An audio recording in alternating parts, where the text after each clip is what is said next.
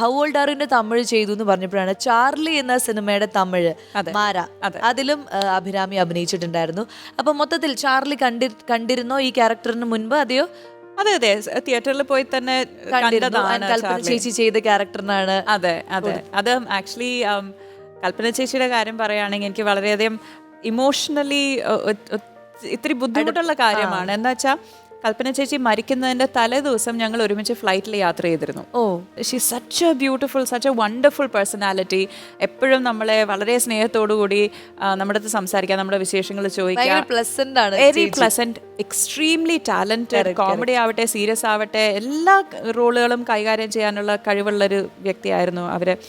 And അങ്ങനെ സംസാരിച്ച് ആ ഒരു 1 hour ജേർണി പോയത് തന്നെ അറിഞ്ഞില്ല. അടുത്തടുത്ത സീറ്റിലായിരുന്നു ഇരുന്ന് സംസാരിച്ച് പോയി. വൈകുന്നേരം ഹൈദരാബാദിലെത്തി കിടന്നുറങ്ങി അടുത്ത ദിവസം രാവിലെ കേൾക്കുന്ന ന്യൂസ് ആയിരുന്നു ചേച്ചി ഇല്ല എന്നുള്ളത്.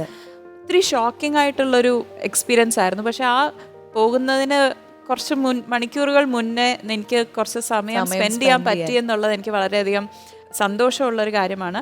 അതുകൊണ്ട് തന്നെ ഈ ചേച്ചിയുടെ ലാസ്റ്റ് ക്യാരക്ടർ എനിക്ക് അതിന്റെ ഒരു റീമേക്കിന്റെ ഇതിൽ ചെയ്യാൻ പറ്റിയതിൽ ഐ ഫൈൻഡ് അതും ചേച്ചിയുടെ ഒരു ബ്ലെസ്സിംഗ് പോലെ തന്നെ ആയിരിക്കും. അതെ.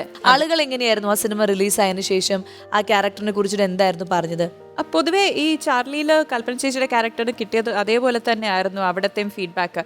ആ ഇതിനകത്ത് അവര് ബോട്ടിൽ കയറുന്നത് തൊട്ട് അവര് വെള്ളം അടിച്ചിട്ട് ആ രാത്രി മുഴുവൻ വെള്ളമടിച്ച് ചെലവഴിക്കുന്നതാണ്. അപ്പം ഓരോ സീക്വൻസ് ഇങ്ങനെ പ്രോഗ്രസ് ചെയ്തോറും അവർക്ക് നല്ല കിറങ്ങി നിൽക്കുകയാണ്. അപ്പം അത് ആ വെള്ളമടിക്കുന്നതിൻ്റെ ആ ഒരു ഇഫക്റ്റ് കാണിക്കുകയും ചെയ്യണം, പക്ഷെ വളരെയധികം ടെൻഡർ ആയിട്ടുള്ള ഇമോഷൻസ് കൈകാര്യം ചെയ്യുകയും ചെയ്യണം. So that was A very interesting ഒരു ഇതായിരുന്നു, എനിക്ക് ഒരു എക്സ്പീരിയൻസ് ആയിരുന്നു തന്നെ. ആൻഡ് കൂടെ നിൽക്കുന്നത് വളരെയധികം ടാലന്റഡ് ആയിട്ടുള്ള ഗുരു സോമസുന്ദരം, മിന്നൽ മുരളിയിലെ വില്ലൻ ഗുരു ആയിരുന്നു എൻ്റെ കൂടെ ഉള്ളത്. പിന്നെ മാഡിയുണ്ട്.